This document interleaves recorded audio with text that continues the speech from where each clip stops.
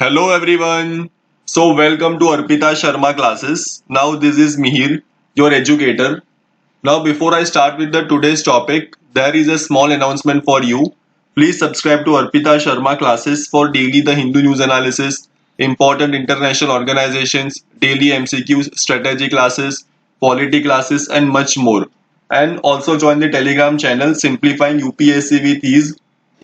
Here you will get all the daily updates regarding the lectures and the PDF of this lecture will be provided on this Telegram channel. So please make sure that you join the Telegram channel. Now Arpita madam is taking live classes on Unacademy Plus. So if you're interested in joining Unacademy Plus and want 10% discount, then use code Sharma YT10 SHARMA YT10. If you use this code, then you will immediately get 10% discount. So let us start with our today's topic. देखो आज हम लोग पढ़ने वाले हैं big bang theory के बारे में। ठीक है, बिग बैंग थियरी के बारे में आज हम पढ़ने वाले हैं। तो बिग बैंग थियरी क्या होती है? देखो सबसे पहले बिग बैंग थियरी के according there was a small particle. ठीक है, एक माइन्यूट पार्टिकल था। अब ये पार्टिकल का जो डेंसिटी थी वो बहुत ही ज्यादा थी, इसकी डेंसिटी बहुत ज्यादा थी। ओके, अब क्या होता है कि इस पार्टिकल के अंदर भी बहुत सारा मास था, राइट। अब ये जो पार्टिकल है उसका बेसिकली एक्सप्लोजन होता है।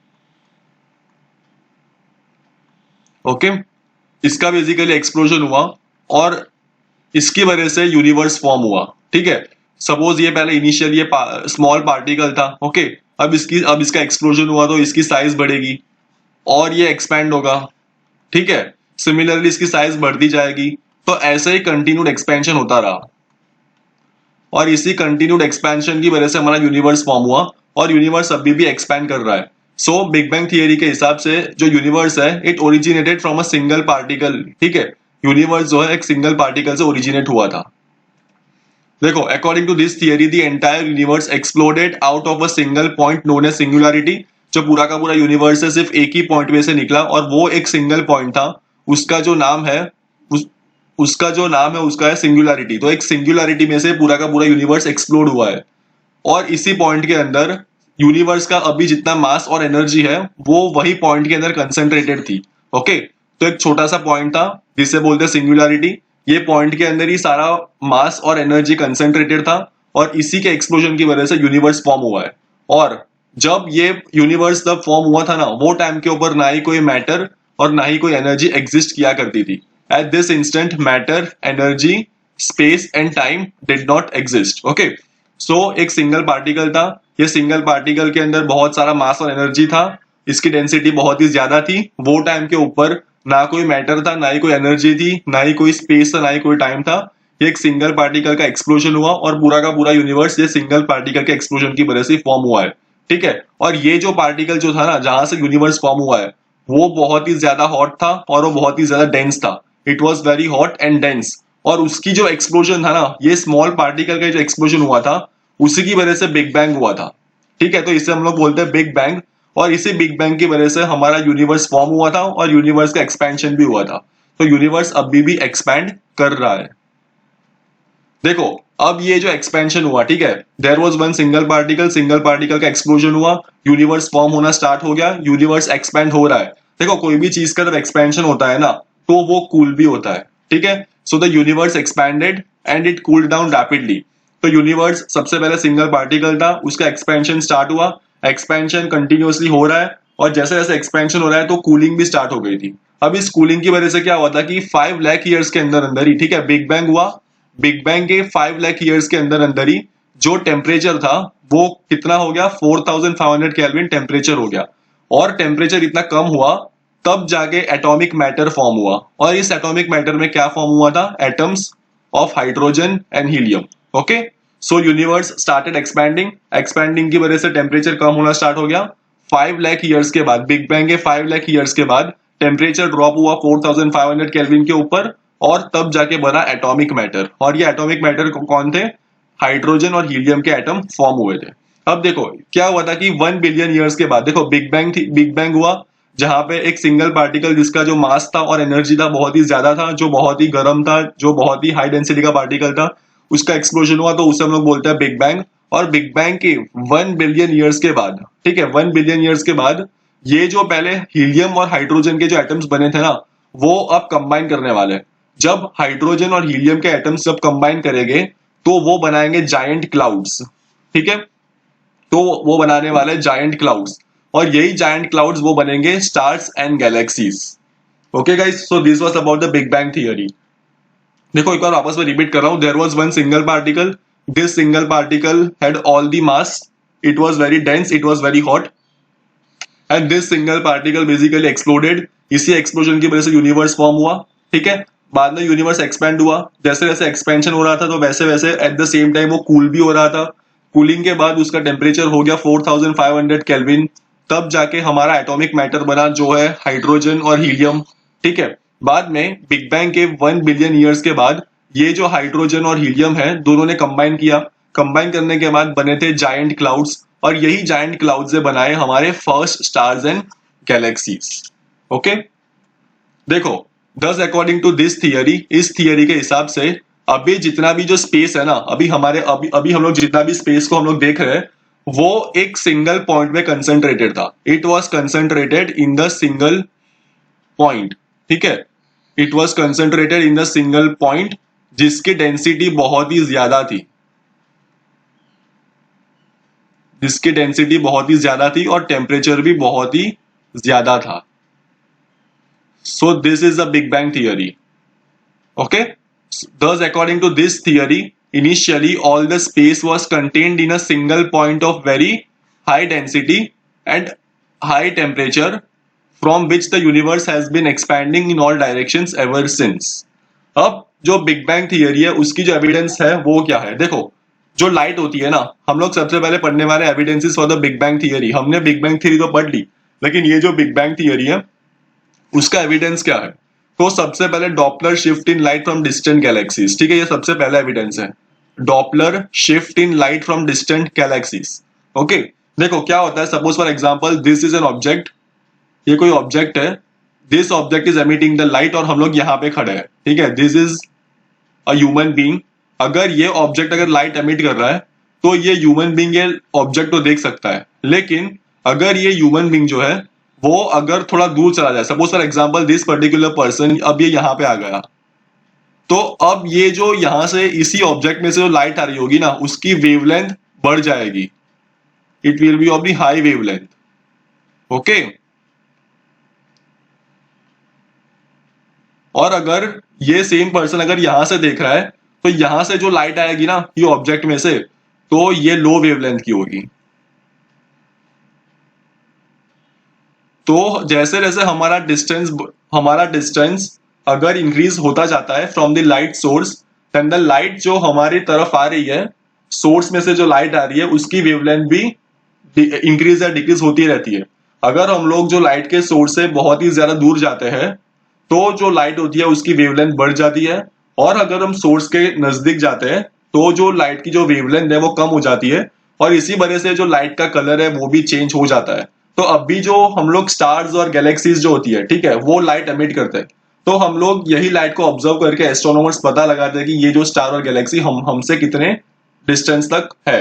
Okay, so what is a Doppler shift? It describes how light changes as objects in space move closer और फार्दर अवे फ्रॉम अस। देखो क्या होता है, सपोज फॉर एग्जांपल जो पहले पहले universe was a single point से यूनिवर्स से एक्सपेंड करना स्टार्ट हुआ था। ओके, तो इसका मतलब क्या हो रहा है कि धीरे धीरे करके, ठीक है, स्लोली स्लोली यूनिवर्स एक्सपैंड हो रहा है। अगर यूनिवर्स एक्सपैंड हो रहा है मतलब जो स्टार्स और गैलेक्सीज है वो भी हमसे दूर जा रहे हैं।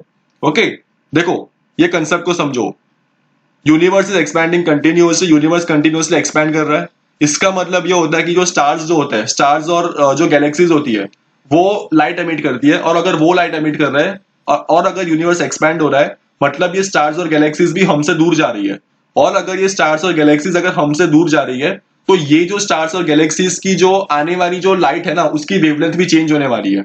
ओके, सो ऐसा ही हम लोग, ये सबसे पहला प्रूफ है, ठीक है, कि जो स्टार्स और गैलेक्सीज से जो आने वाली जो लाइट है ना वो उसमें डॉपलर शिफ्ट होता है, जिसकी वजह से वो जो लाइट होती है उसकी वेवलेंथ बढ़ जाती है। क्यों वेवलेंथ बढ़ जाती है? क्योंकि ये जो स्टार्स और गैलेक्सीज है वो हमसे दूर जा रही है, और जैसे ही कोई लाइट एमिटिंग ऑब्जेक्ट, देखो ये स्टार्स और गैलेक्सीज होते हैं लाइट एमिटिंग ऑब्जेक्ट, और जैसे ही कोई लाइट एमिटिंग ऑब्जेक्ट हमसे दूर जाता है तो वो आने वाली जो लाइट होती है उसकी जो वेवलेंथ है वो बढ़ जाती है। ओके, सो ये होता है Doppler shift.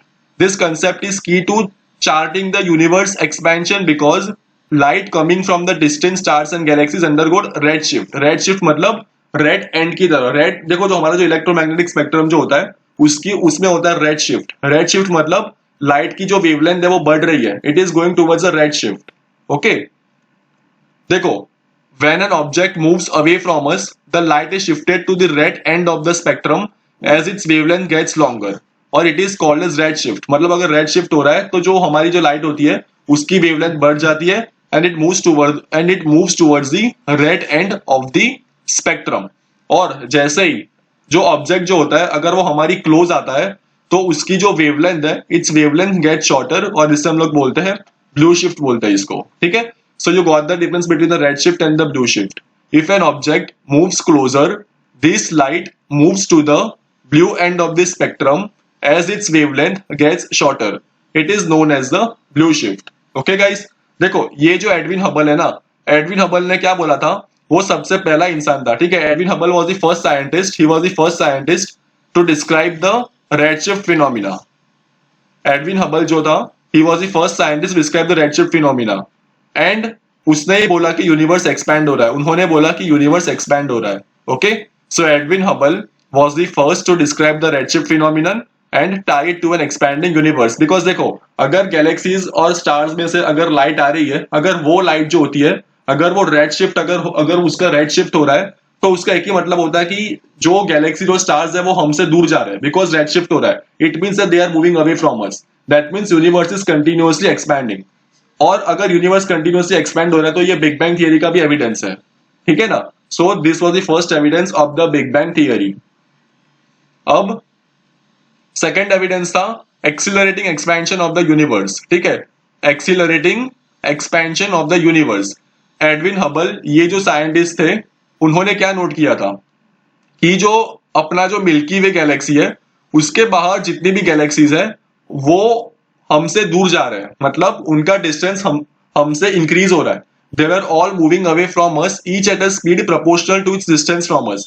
So what basically Edwin Hubble observe was that, suppose for example ये हमारी गैलेक्सी है. ठीक है, this is our Milky Way galaxy. Suppose यहाँ पे कोई दूसरी कोई गैलेक्सी है. ठीक है, तो ये हमसे continuously they are moving away from us. ठीक है, this particular galaxies which are outside our Milky Way galaxies, this all galaxies are moving away from us. They are all moving away from us, and the speed at which this galaxy is moving away is proportional to the distance between our galaxy and this particular galaxy. So suppose for example ये जो हमारी milky Way Galaxy है and this is our different galaxy. Okay, ये कोई दूसरी कोई Galaxy है. अगर इन दोनों के बीच में डिस्टेंस अगर ज्यादा होता है, it means that this particular galaxy is moving farther away, is moving more farther away. ठीक है, जितना ज्यादा डिस्टेंस बढ़ेगा उतना ही ज्यादा वो फार अवे मूव करने वाला है हमारी गैलेक्सी से.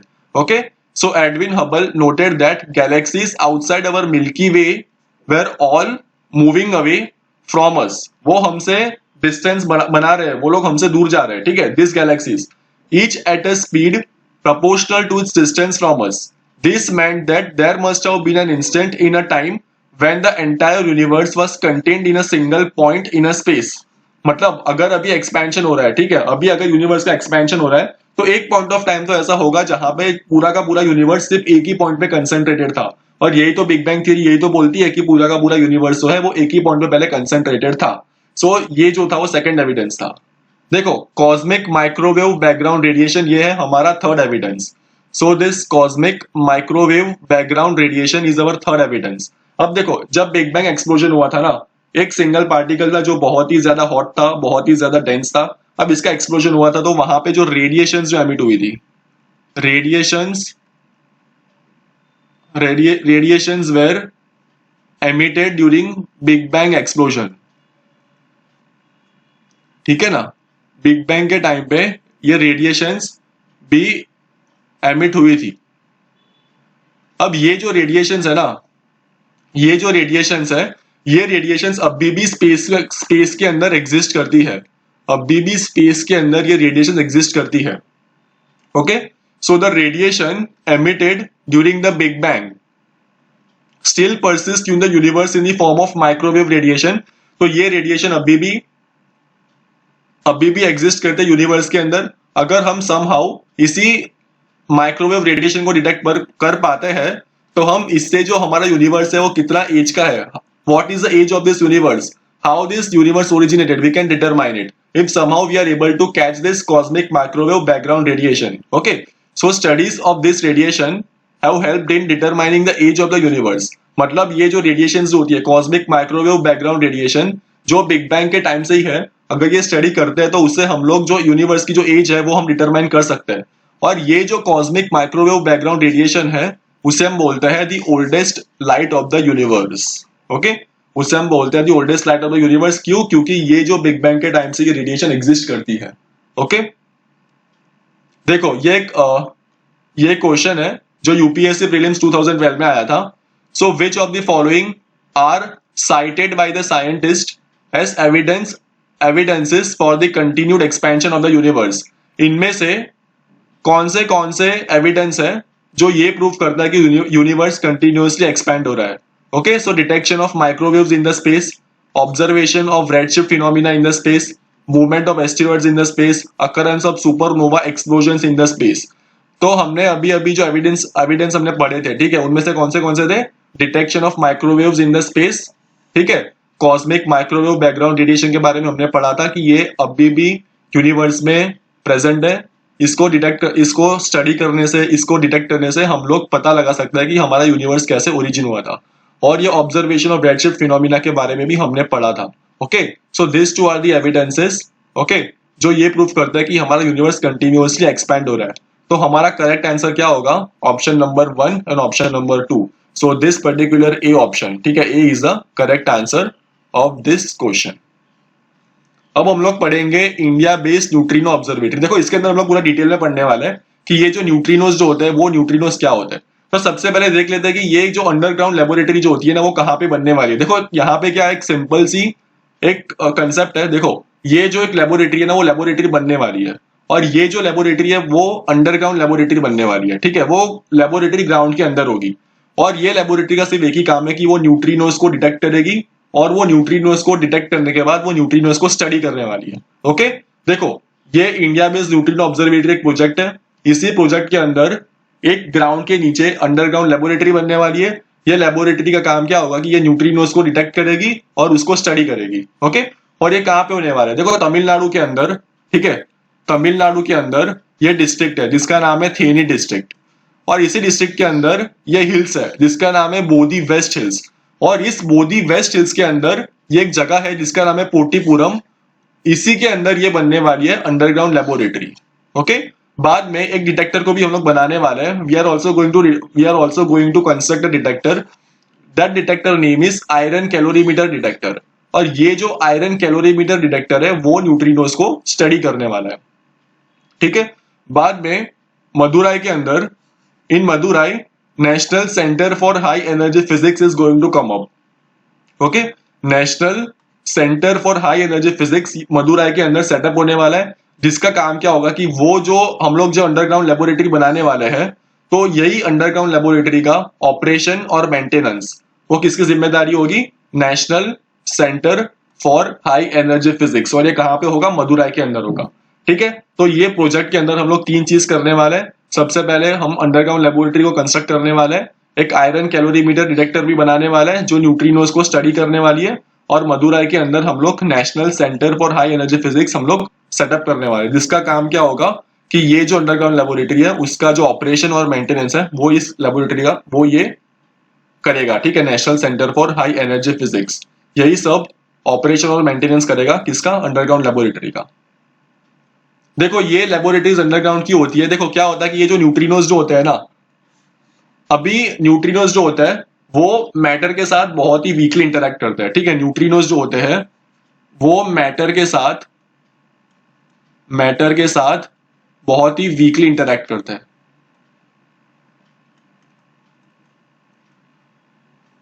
बहुत ही वीकली इंटरेक्ट करते हैं।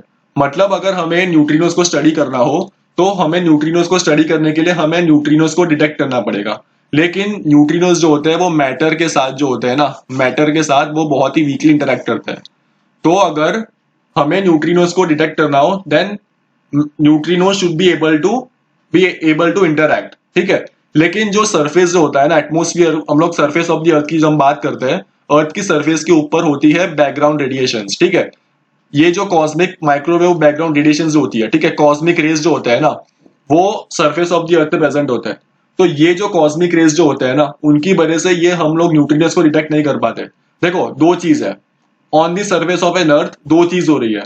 सरफेस ऑफ द अर्थ के ऊपर जो न्यूट्रिनोस जो होता है, देखो न्यूट्रिनोस की प्रॉपर्टी होती है कि वो मैटर के साथ बहुत ही वीकली इंटरेक्ट करता है। सेकेंड रीजन क्या है कि जो सरफेस ऑफ द अर्थ जो होता है वहां पे कॉस्मिक रेज भी होता है। ये जो कॉस्मिक रेज है, दे आर ऑल्सो प्रेजेंट। अब ये कॉस्मिक रेज के प्रेजेंस के अंदर हम लोग न्यूट्रिनोस को डिटेक्ट नहीं कर सकते।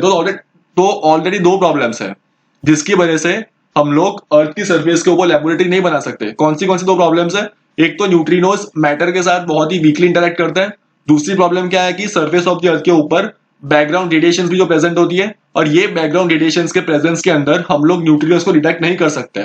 ठीक है, क्यों नहीं कर सकते? क्योंकि ये जो कॉस्मिक रेज जो होती है वो ज्यादा रेडिली इंटरेक्ट करती है मैटर के साथ as compare to the neutrinos. अगर कोई भी चीज को हमें डिटेक्ट करना हो तो उसे हमारे मैटर के साथ इंटरेक्ट करवाना बहुत ही ज्यादा इंपॉर्टेंट है। If you want to detect any particle, then it is very important that this particle should interact with our matter. But on the surface of an earth, these cosmic rays are interacting more readily than the neutrinos. So that is why we are going to construct the laboratory underground. If the laboratory is underground, then in the underground, this cosmic rays will not be there. Okay, cosmic rays will not be there, and so this neutrinos will be very easy to be detected. Comparatively easy होगा. Okay. So neutrinos are notoriously difficult to detect in the laboratory because of their extremely weak interaction with the matter. The background from the cosmic rays which interact more readily than the neutrinos, मैंने अभी आपको इसके बारे में पढ़ाया था, and natural radioactivity will make it almost impossible to detect them on the surface of the earth. Okay? This is the reason most neutrino observatories are located deep inside the earth's surface. The overburden provided by the earth matter is transparent to the neutrinos, मतलब जो underground laboratory होती है, ठीक है, तो ये जो neutrinos है वो बाहर से आके अंडरग्राउंड में ट्रैवल कर सकता है because they are very transparent to the matter. वो मैटर के साथ बहुत वीकली इंटरेक्ट करता है तो वो अंडरग्राउंड भी जा सकता है। सो इसीलिए ओवरबर्डन मतलब जो अर्थ का जो सरफेस होता है उसके नीचे हम लोग लेबोरेटरी कंस्ट्रक्ट करने वाले हैं। The overburden provided by the earth matter is transparent to the neutrinos whereas most background from the cosmic rays is substantially reduced depending on the depth at which the detector is located। मतलब ground के अंदर ये जो cosmic rays जो होती है वो इतना नीचे तक ट्रैवल नहीं कर पाएगी, ठीक है, तो वहां पे न्यूट्रिनोस को हम लोग कंपैरेटिवली इजीली डिटेक्ट कर सकते हैं। So this is the reason why laboratory is going to be located underground. अब ये न्यूट्रिनोस क्या होता है? देखो ये जो एटम होता है ना, ये जो एटम होता है उसके अंदर होता है प्रोटॉन्स, न्यूट्रॉन्स और इलेक्ट्रॉन्स। दीज आर सब atomic particles which are present in an atom. Similarly ये जो न्यूट्रिनो है वो भी एक सब एटॉमिक पार्टिकल है, वो भी एक टाइनी एलिमेंट्री पार्टिकल है जो एटम का पार्ट नहीं है, ठीक है, जो एटम का पार्ट नहीं है। और ये जो न्यूट्रिनोस जो होता है उसका कोई मास नहीं है और उसका कोई चार्ज भी नहीं है, ठीक है, it has a very tiny mass and no charge. Neutrinos have tiny mass और इसका कोई चार्ज भी नहीं होता है, ठीक है ना, और ये मैटर के साथ बहुत ही वीकली इंटरेक्ट करता है। सो weekly that every second trillions of neutrinos fall on us and pass through our bodies unnoticed, ठीक है ना, एक सेकेंड के अंदर ट्रिलियंस ऑफ न्यूट्रिनोस हमारी बॉडी पे आते हैं और वो हमारी बॉडी से पास होता है without our notice. Okay guys, so this is about the neutrinos. देखो ये न्यूट्रिनोस कहाँ से आते हैं? न्यूट्रिनोस जो होते हैं वो सन में से भी आ सकते हैं, तो अगर वो सन में से आते हैं तो हम लोग उसे बोलते हैं सोलर न्यूट्रिनोस। वो स्टार्स में से भी आ सकते हैं, बाद में वो कॉस्मिक रेज में से भी आ सकते हैं। कॉस्मिक रेज कहां से आती है? कॉस्मिक रेज आती है बियॉन्ड द सोलर सिस्टम से। Cosmic rays come from beyond the solar system. बाद में जो बिग बैंग हुई थी वहां से भी कॉस्मिक रेज आती है। तो सन में से आ सकते हैं न्यूट्रिनोज, स्टार्स में से आ सकते हैं न्यूट्रिनोज, बाद में बिग बैंग में से जो कॉस्मिक रेज निकली थी तो ये कॉस्मिक रेज से भी आ सकते हैं न्यूट्रिनोज, ठीक है। बाद में न्यूट्रिनोज को हम लोग लैब में भी प्रोड्यूस कर सकते हैं। So neutrinos can also be produced in the lab. अब देखो ये जो लेबोरेटरी है ना, जो हमारी जो आईएनओ laboratory, Indian neutrino observatory laboratory जो है, वो सिर्फ और सिर्फ एटमोस्फेरिक न्यूट्रॉन्स को हम लोग डिटेक्ट करने वाले हैं। जो सोलर न्यूट्रिनोज जो होता है, ठीक है, जो न्यूट्रिनोज सोलर सन में से आते हैं उसे बोलते हैं सोलर न्यूट्रिनोज। इनकी जो एनर्जी होती है बहुत ही कम होती है, तो डिटेक्टर इसे डिटेक्ट नहीं कर पाएगी। Okay, so आईएनओ will study only atmospheric neutrons. अभी देखो ये जो स्टार्स होते हैं ना, न्यूट्रिनोज का इंपॉर्टेंस क्या होता है। देखो ये जो स्टार्स होते हैं, ये स्टार्स लाइट एमिट करते हैं। Okay, this is a star, this star is going to emit the light. अगर ये स्टार अगर लाइट एमिट कर रहा है, उसके अंदर मीन्स वहां पे कोई केमिकल प्रोसेस हो रही होगी जिसकी वजह से ये लाइट एमिट हो रहा है। ठीक है, तो ये लाइट कैसे एमिट होती है, कौन सी रिएक्शन हो रही है, ठीक है, ये सब पता लगाने के लिए neutrinos are going to be very important. बाद में यूनिवर्स का ओरिजिन कैसे हुआ था, okay, all this things, all these questions can be answered, okay, very accurately if we are going to study the neutrinos. So neutrinos hold the key to several important and fundamental questions on the origin of the universe and the energy production in stars. Stars के अंदर energy कैसे produce होती है, बाद में universe कैसे exactly origin हुआ, ये जितने भी सारे क्वेश्चंस है वो तब तुम आंसर कर सकते हो जब तुम न्यूट्रिनोज को प्रॉपर्ली स्टडी करोगे। ठीक है, बाद में इसका दूसरा एप्लीकेशन है न्यूट्रिनो टोमोग्राफ ऑफ द अर्थ। इसका मतलब क्या होता है कि डिटेल्ड इन्वेस्टिगेशन करना है अर्थ का, अर्थ की स्ट्रक्चर का डिटेल इन्वेस्टिगेशन करना है, कहां से, कोर से लेकर, ठीक है, कोर से लेकर अर्थ की सरफेस तक का पूरा डिटेल स्ट्रक्चर का इन्वेस्टिगेशन करना है। तो ये इन्वेस्टिगेशन हम तभी कर सकते हैं जब हम लोग न्यूट्रिनोज को प्रॉपर्ली स्टडी करेंगे। देखो ये न्यूट्रिनोज अर्थ का स्ट्रक्चर समझने के लिए, कोर से लेकर सरफेस ऑफ द अर्थ का समझने के लिए स्ट्रक्चर इतना इंपॉर्टेंट क्यों होता है। देखो इसका एक ही रीजन होता है कि ये जो न्यूट्रिनोज जो होता है ना, ये न्यूट्रिनोज बहुत ही मैटर के साथ बहुत ही वीकली इंटरेक्ट कर सकते हैं। इसका मतलब है कि वो deep interiors of the earth जाके भी वो जा सकता है। Neutrinos are interacting very very weakly with the matter, so they can travel deep inside the earth. Okay, so this is possible. Why it is possible to investigate the structure of the earth? It is possible with neutrinos since they are the only particles which can probe the deep interiors of the earth. Okay, these are the only particles जो अर्थ के interior में जा सकते हैं, और इसकी वजह से हम लोग अर्थ की स्ट्रक्चर का डिटेल स्टडी हम कर सकते हैं। अब देखो जो न्यूट्रिनो साइंस होती है ना, उसका क्या फ्यूचर में एप्लीकेशन होने वाला है। Guys please make the correction here, गलती से मैंने यहाँ पे स्पेलिंग गलत लिख दिया साइंस का। Okay, so please make the correction. देखो प्रॉपर्टीज ऑफ द सन, हम लोग न्यूट्रिनोज की वजह से हम लोग सन की प्रॉपर्टी को स्टडी कर सकते हैं। Okay, the visible light is emitted from the surface of the sun and the neutrinos which travel close to the speed of the light are produced in the core of the sun. Studying this neutrinos can help us understand what goes on in the interior of the sun. तो अगर हम लोग neutrinos की study करते हैं तो हम लोग पता लगा सकते हैं कि सन के इंटीरियर में एक्चुअली चल क्या रहा है। ओके, बाद में कॉन्स्टिट्यूएंट्स ऑफ द यूनिवर्स। देखो light coming from the distant stars can be studied by the astronomers for example to detect the new planets. Likewise, if the properties of the neutrinos are understood better, they can be used in astronomy to discover what the universe is made up of. देखो ये जो light होती है, this light is emitted by the stars और the planets. अब ये जो light होती है, ये जो एस्ट्रोनॉमर्स है ये लाइट को डिटेक्ट करते हैं, ये लाइट को डिटेक्ट करते हैं, ये लाइट को स्टडी करते हैं, इसकी वजह से पता लगाते हैं कि ये जो, और यही लाइट की स्टडी करने से हम लोग जो नए नए प्लैनेट्स होते हैं उसको हम लोग डिस्कवर करते हैं। ठीक है, because of studying the light coming from the distant stars, planets, galaxies, we are discovering the new planets और galaxies। ठीक है, डिस्कवर स्टार्स, ये लाइट को स्टडी करने से ही हम लोग पता लगाते हैं। लेकिन अगर हम लोग जो न्यूट्रिनोज जो होती है, ये जो न्यूट्रिनोज जो है, अगर हम उसकी प्रॉपर्टीज को अगर स्टडी कर लें, if you properly understand this neutrinos, then we can easily discover कि ये यूनिवर्स हमारा बना किससे हुआ है, what this universe is exactly made up of. If the properties of the neutrinos are understood better, they can be used in astronomy to discover what the universe is made up of. Okay, तो ये point मैंने आपको explain कर लिया कि हमें जो neutrinos है उसकी प्रॉपर्टी को समझना है, तो यूनिवर्स के रिगार्डिंग जितने भी क्वेश्चंस है वो हम आंसर कर सकते हैं। बाद में प्रोबिंग अर्ली यूनिवर्स, जब बिग बैंग हुआ था तब हमारा यूनिवर्स कैसा था, तो ये हम न्यूट्रिनोज की स्टडी से हम लोग पता लगा सकते हैं।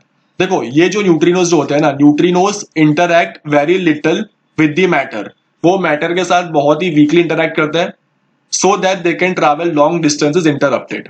अगर वो मैटर के साथ इंटरैक्ट नहीं कर सकते, मतलब वो बहुत ही लॉन्ग डिस्टेंस तक वो ट्रैवल कर सकते हैं।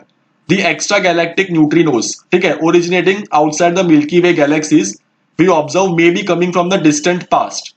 These undamaged messengers can give us a clue about the origin of the universe and the early stage of the infant universe soon after the Big Bang. देखो ये बहुत ही कॉम्प्लेक्स लैंग्वेज में लिखा हुआ है, इसे मैं सिंप्लीफाई करता हूँ. अब ये जो न्यूट्रिनोज है वो मैटर के साथ बहुत ही वीकली इंटरेक्ट करता है. तो अगर सपोज हमारी जो ऑब्जर्वेटरी है वो कोई न्यूट्रिनो को डिटेक्ट कर लेती है, सपोज फॉर एग्जाम्पल ये जो न्यूट्रिनोज है इसे हमारी ऑब्जर्वेटरी ने डिटेक्ट कर लिया, और ये जो न्यूट्रिनोज है वो बहुत ही दूर से आए हुए न्यूट्रिनोज है. ठीक है, this might be coming from the distant past. ठीक है, डिस्टेंट पास्ट इसका मतलब है कि बहुत ही मतलब पास्ट में से आए, मतलब पास्ट में से आए मतलब जब सपोज फॉर एग्जांपल जो बिग बैंग हुआ था वो टाइम की कोई कॉस्मिक रेडिएशन है. ठीक है, अगर वो टाइम का कोई न्यूट्रिनो, ठीक है, वो टाइम का कोई न्यूट्रिनो ट्रैवल करता है इतने सालों से ट्रैवल करने के बाद, ठीक है, बिलियंस ऑफ बिलियंस ईयर्स से ट्रैवल करने के बाद अगर हमारी ऑब्जर्वेटरी डिटेक्ट कर पाती है ये न्यूट्रिनो को, तो ये न्यूट्रिनोज जो होता है वो कोई क्लूज देंगे. क्लूज मतलब कोई एविडेंस देंगे कि हमारा यूनिवर्स कैसे ओरिजिनेट हुआ था. ठीक है, जब हमारा यूनिवर्स ओरिजिनेट हुआ था तब वो कैसा था बिग बैंग के बाद. ठीक है, तो कोई भी अगर बहुत ही पुराना न्यूट्रिनो, ठीक है, बहुत ही एकदम ओल्ड वाला न्यूट्रिनोज, ठीक है, जो न्यूट्रिनोज डिस्टेंट पास्ट में से आ रहे हैं, बहुत ही पुराना न्यूट्रिनो को हम डिटेक्ट कर पाते हैं, then this particular neutrinos can sometimes answer the question about how the universe was there when it was in the early stage. Okay, so this undamaged, ये undamaged क्यों है? क्योंकि ये मैटर के साथ बहुत ही वीकली इंटरेक्ट करता है. ठीक है, तो हम लोग एज इट इज उसको अर्थ के ऊपर डिटेक्ट कर सकते हैं. This undamaged messengers can give us a clue about the origin of the universe and the early stage of the infant universe soon after the Big Bang. So I hope you understand what I am trying to say. बाद में इसका last application है medical imaging. ठीक है, so apart from direct future use of the neutrinos there are technological applications of the detectors that will be used to study them.